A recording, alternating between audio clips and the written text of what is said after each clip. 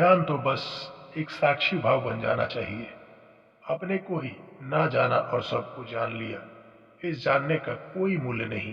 समाज व्यक्ति का शत्रु है। समाज तुम्हें ढेरों की भांति चाहता है, व्यक्तियों की भांति नहीं, क्योंकि व्यक्ति के साथ ही बगावत का स्वर शुरू हो जाता है। व्यक्ति के साथ ही होश, और जैसे ही होश की पहली किरण उतरी कि व्यक्ति अपने मार्गों को खोजने में लग जाता है।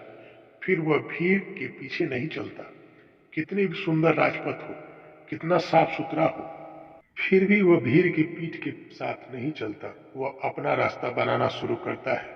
होश जैसे ही आया कि तुम समाज से टूट जाते हो, तुम पहली दफा स्वयं होते हो, और स्वयं होने में बगावत है, विद्रोह है, क्रांति है।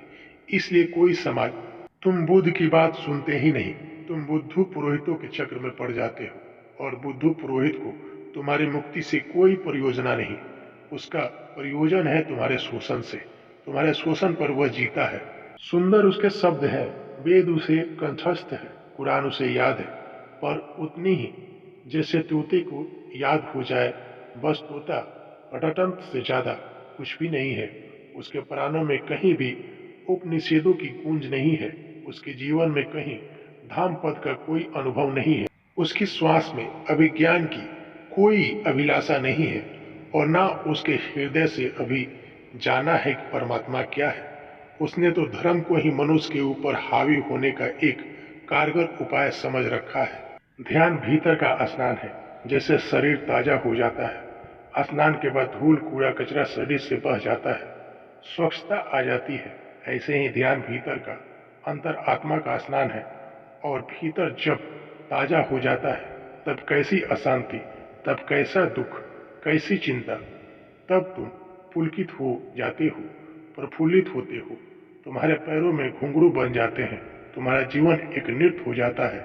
उससे पहले तुम उदास हो, थके हो, परेशान हो, और तुम सोचते हो कि तुम्हारी अशांति के कारण बाहर है। क्षण भर की जिंदगी है, अब गया तब गया। क्या फिक्र करते हो घर की, परिवार की? क्या फिक्र करते हो मित्रों की, प्रियजनों की?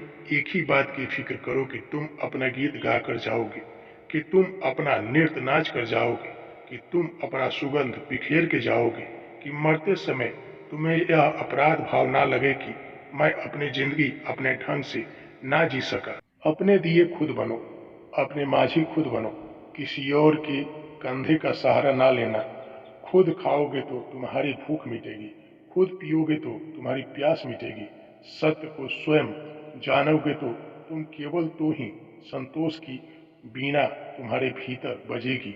मनुष्य की गहरी से गहरी और पहली बीमारी अहंकार है, और जहाँ अहंकार है वहाँ दया झूठी है, और जहाँ अहंकार है वहाँ अहिंसा झूठी है, और जहाँ अहंकार है वहाँ शांति झूठी है, और जहाँ अहंकार है वहाँ कल्याण और मंगल और लोकहित की बातें झूठी है।